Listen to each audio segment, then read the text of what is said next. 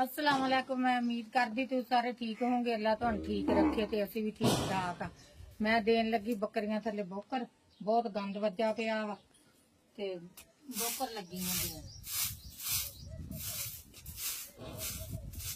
बकरियां बड्डियां पट्ठे लिआंदे, पट्ठे पाउणे आ बोकर दे के।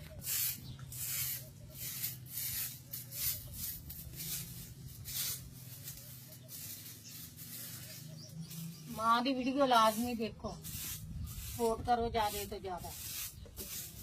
बेरी दी थां ते आ बेरी आ, इन्हां दी छां ते बेरी दी ते बकरियां बद्धियां वा, सारी दिहाड़ी छां ही रहिंदी है।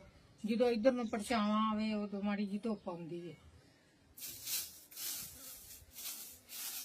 बोकर बुकर फिर सारा कुछ करना पैंदा वा। आप नूं बुढ़ी जान आ, गोडियां तो उठ नहीं हुंदा। हुण मैं बोकर देती है ते पट्ठे पाउणी।